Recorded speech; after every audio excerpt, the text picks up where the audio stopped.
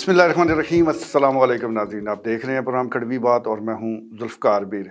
नाज़रीन, खेलों के हवाले से अगर टैलेंट की बात की जाए तो चकवाल पहले नंबर पर है, लेकिन अगर सहूलियात का जिक्र किया जाए तो इसे आखिरी नंबर दिया जाएगा। ये तज़ाद हमें नज़र आता है, लेकिन हकीकत कुछ ऐसे ही है। बग़ैर सहूलियात के यहाँ के जो नौजवान हैं वो इतने टैलेंटेड हैं कि फिर भी अपने आप को मनवा लेते हैं। तारीख़ के औराक ज़रा उठाकर देखें तो हमें अब्दुल खालिक परिंदा नज़र आते हैं कि जिन्होंने बैनुल अक़वामी शोहरत हासिल की। उनका ताल्लुक चकवाल से। इसी तरह हॉकी जब पूरे अरूज पर हुआ करती थी तो सलीम शेरवानी का नाम बड़ा गूंजता था। वो हमारे कस्बा भोन से उनका ताल्लुक है। इसी तरह अगर हम हॉकी के एक और प्लेयर मुदस्सर का जिक्र करें जो पाकिस्तान टीम के कैप्टन भी रहे, वो भी चकवाल शहर से ताल्लुक़ रखते हैं। जबकि टेनिस का बड़ा जिक्र होता है पाकिस्तान में तो टेनिस स्टार ख्वाजा इफ्तिखार वो भी इसी धरती के सपूत थे।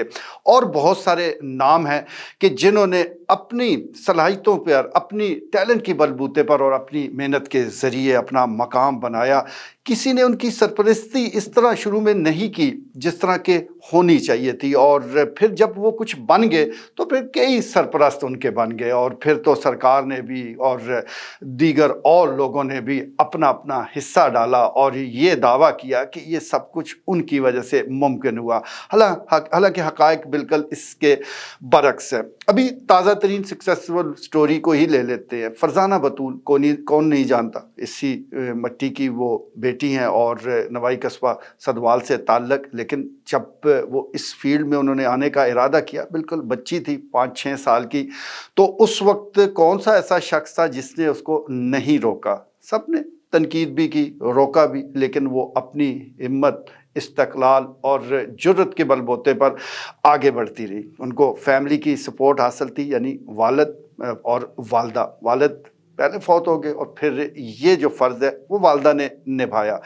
आज माशाअल्लाह वो न सिर्फ पाकिस्तान कलर हैं, पाकिस्तान की कौमी जो फुटबॉल टीम है ख़वातीन की, उसकी कैप्टन, बल्कि वो फिर ऑस्ट्रेलिया गई, दीगर और ममालिक का दौरा किया और वहाँ पर भी पाकिस्तान का नाम रोशन किया। इसी तरह उनकी बहन नाज़िया बतूल वो भी पाकिस्तान कलर है। दीगर अगर हम आज क्रिकेट की बात करें तो अवैस ज़िया वो T20 उसमें पाकिस्तान की नुमाइंदगी कर चुके हैं। सदफ़ वो पाकिस्तान कौमी टीम के साथ दौरा कर चुके हैं।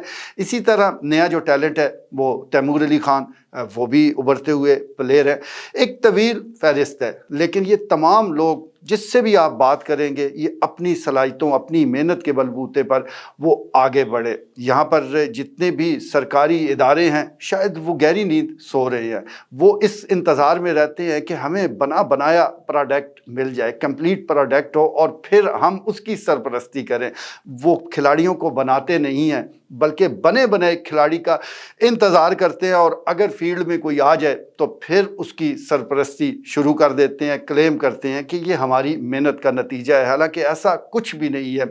मकामी जो स्पोर्ट्स ऑफिस है वो तो सोया रहता है, वो तो वसाइल के ज़िया के अलावा उसका कोई और काम नहीं है। अगर किसी ने कुछ नमूना देखना है तो 3 मरला स्कीम में चला जाए, जो कि उन्हीं के बराह रास्त कंट्रोल में भी है, उन्हीं के ज़ेर असर भी है, उनकी ज़िम्मेदारी भी है। लेकिन आपको हर जगह भूत बंगला ही नज़र आएगा, एक उजाड़, एक खिलाड़ियों के लिए कोई वहाँ सहूलत आपको नज़र नहीं आएगी। और इस सिलसिले में जो उनकी ज़िम्मेदारियाँ हैं वो मैं जिस तरह गुजारिश कर रहा हूँ कि वो बिल्कुल पूरी नहीं की जा रही है। उस सिलसिले में ज़रूर तहकीकात होनी चाहिए। ख़ास तौर पर मैं चकवाल के हवाले से ज़िक्र करना चाहूँगा कि यहाँ स्पोर्ट्स ऑफिस में जो फ़ंड्स आए उसकी तहकीकात होनी चाहिए कि क्या वजह है कि वो प्लेयर्स को किस तरह इस तरह मिले क्यों नहीं। अगर वो दिए गए या खर्च हुए हैं तो फिर उनका रिज़ल्ट कहाँ है? कम से कम रिज़ल्ट ज़रूर पता करना चाहिए, लेकिन ऐसा होता नहीं है। और जिस तरह मैं 3 मरला स्कीम का जिक्र कर रहा हूँ और जिस तरह उसको उजाड़ा गया, करोड़ों रुपए उस पर ज़ाया कर दिए गए, और ये ज़ाया करने में पंजाब स्पोर्ट्स बोर्ड के नुमाइंदे का कलीदी किरदार है कि उन्होंने इस सिलसिले में ना कोई कोशिश की, ना उसको आबाद रखने के लिए वो इक़दामात उठाए कि जो ज़रूरी थे। और फिर आज वहाँ हालत ये है कि आपको भैंसें नज़र आएंगी, जानवर नज़र आएंगे, खिलाड़ी वो ऐसे ही कहीं कहीं कुछ नज़र आ जाए तो अलग बात है। और अगर कोई खेल भी रहा होगा तो ऐसा लगता है कि कोई खाइयाँ हैं, کوئی ایسے اجاڑ جگہ ہیں جہاں پر یہ سارا سلسلہ جاری ہے. ایک بلڈنگ آپ کو ضرور نظر آئے گی لیکن اس کا جائزہ تو لے لیں, دیکھیں تو صحیح کہ وہاں پر کیا کیا غائب ہو گیا ہے. اندر اگر کوئی کھیلنا چاہتا ہے تو اس کی بھی ماہانہ فیس ہے, حالانکہ حوصلہ افزائی ہونی چاہیے. آپ صرف ان کو یہ ذمہ داری دے دیں کہ اس کی مینٹیننس کا خیال رکھیں, وہ آپ نے رکھنا ہے, اس کو برقرار رکھیں تو کھیلیں کھل کے, لیکن ایسا نہیں ہے. ماہانہ فیس مقرر کر دی جاتی ہے. یہ ساری چیزیں ہم بڑے عرصے سے وہ دیکھ رہے ہیں اور اس کی وجہ سے ہماری جو گیمز ہیں وہ زبوالی کا شکار ہے. ایک وقت تھا کہ اسکول جو ہیں وہ سپورٹس کی نرسریاں ہوا کرتی تھی, یہیں سے وہ پلیئرز نکلا کرتے تھے کہ جو ہاکی, کرکٹ اور دیگر اور گیمز ملک کا نام روشن کرتے تھے. لیکن اب یہ بھی سلسلہ وہ ٹوٹ گیا ہے. خاص طور پر سرکاری اسکولز میں اس کی بڑی کمی ہے. اس کمی کو دور کرنے کے لیے اب پرائیویٹ اسکول ایسوسی ایشن نے کچھ اقدامات اٹھائے ہیں. ابھی حال ہی میں کچھ مقابلہ جات ہو رہے ہیں, لیکن یہ بھی تسلسل کے ساتھ ہوں گے تو شاید اس طرف کچھ بہتری نظر آئے. حالانکہ فی زمانہ اگر ہم سپورٹس کی بات کریں تو یہ باقاعدہ اب ایک پروفیشن ہے. جس طرح کبھی خواب ہوا کرتا تھا کہ جو والدین ہیں وہ چاہتے تھے کہ ہمارا بچہ ڈاکٹر بنے, انجینئر بنے, پائلٹ بنے, تو اب اگر وہ سپورٹس میں کوئی نام پیدا کر گیا ہے, کسی قومی ٹیم میں شامل ہو گیا, تو یقین جانیے یہ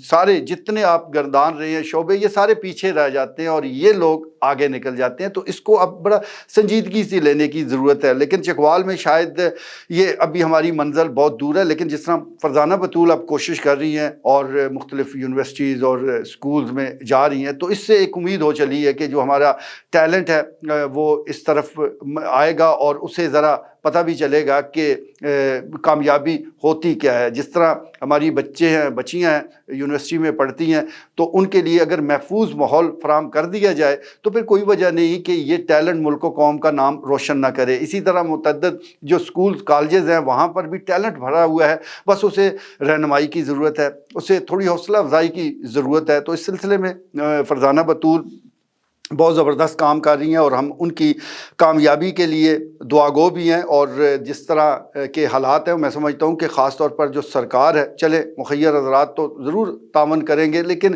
سرکار کی بنیادی ذمہ داری ہے اور پھر اس آفس کی بنیادی ذمہ داری ہے کہ جو اپنے آپ کو سپورٹس آفس کہتا ہے, جہاں پر پورا عملہ موجود ہے, جو تنخواہیں لے رہے ہیں, جو مرات لے رہے ہیں, جو انہی کھلاڑیوں کا نام لے کر فنڈز بھی منگواتے ہیں, تو پھر کیا وجہ ہے کہ ہر کھلاڑی ان کا گلا شکوہ کرتے نظر آتا ہے. کوئی تو ہو جو ان کی تعریف کرے, کوئی تو کہے کہ ان کی سرپرستی ہوئی ہے.